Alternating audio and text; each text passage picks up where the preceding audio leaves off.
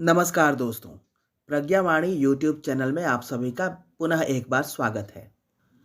दोस्तों, आज हम बात करेंगे श्री यंत्र के बारे में। श्री यंत्र माता लक्ष्मी का यंत्र है और ऐसी मान्यता है कि जो लोग श्री यंत्र को अपने घरों पर या दुकान में रखते हैं, उनको श्री संपत्ति की प्राप्ति होती है।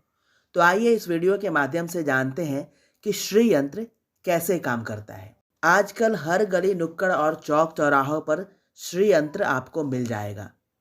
धार्मिक तीर्थ में तो यह बहुतायत में मिलता है। धन लक्ष्मी की कामना किसे नहीं होती।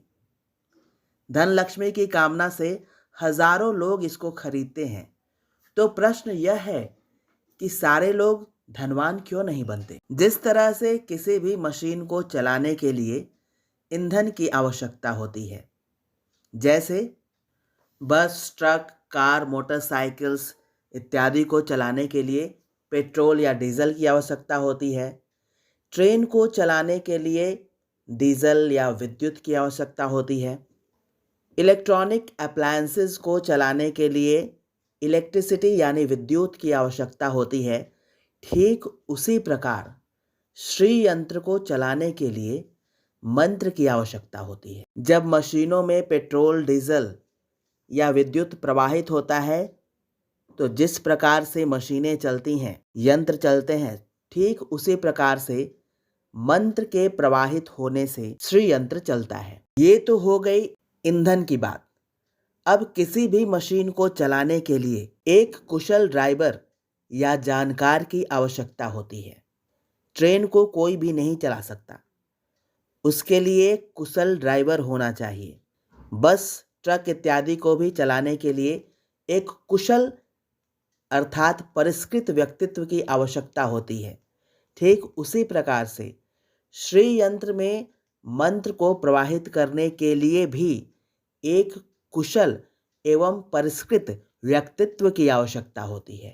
किसी भी सामान्य व्यक्ति द्वारा मंत्र प्रवाहित करने से श्री यंत्र कार्यान्वित नहीं हो सकता। इसके लिए आचार्य शंकर जैसे परिष्कृत व्यक्तित्व की आवश्यकता होती है। आइए जानते हैं शंकराचार्य द्वारा स्थापित श्री यंत्रों का प्रभाव।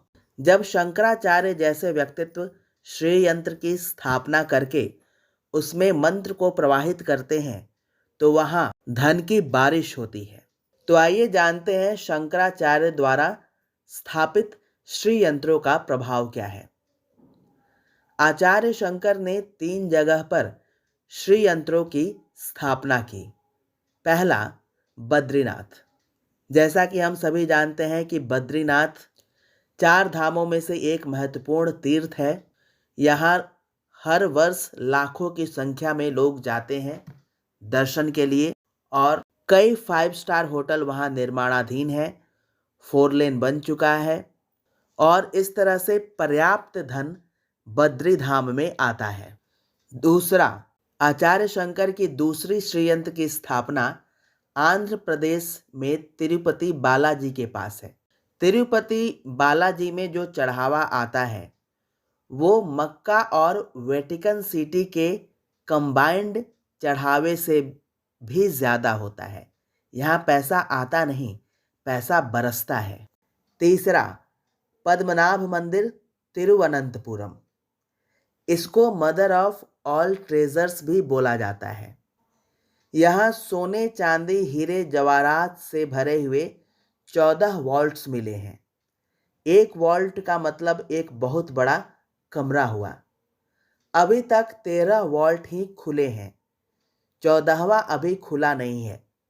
इन 13 वॉल्ट में ही इतना ज़्यादा सोने, चांदी, हीरे जवाहरात मिले हैं कि यदि इन्हें यूरोप, अमेरिका आदि होलसेल रेट पर भी खरीदना चाहें तो ना उनके पास खरीदने की ताकत है और ना भारत के पास इनको बेचने की ताकत। तो इस तरह से हमने समझा कि जब परिष्कृत व्यक्तित्व श्री यंत्र की स्थापना करके उसमें मंत्रों को प्रवाहित करते हैं तो किस तरह से पैसों की बरसात होती है।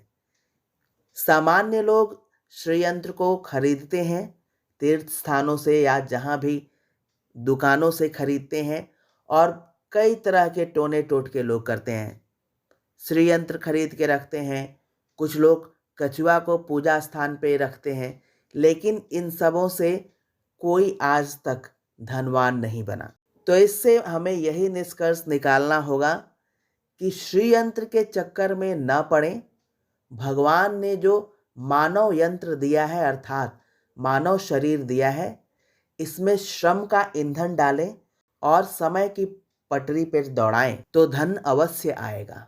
धन्यवाद दोस्तों। अगर आपको हमारा ये प्रयास अच्छा लगे तो कृपया हमारे वीडियो को शेयर करें, हमारे चैनल को सब्सक्राइब करें और अपने मित्रों और दोस्तों को भी सब्सक्राइब करने के लिए प्रोत्साहित करें। धन्यवाद।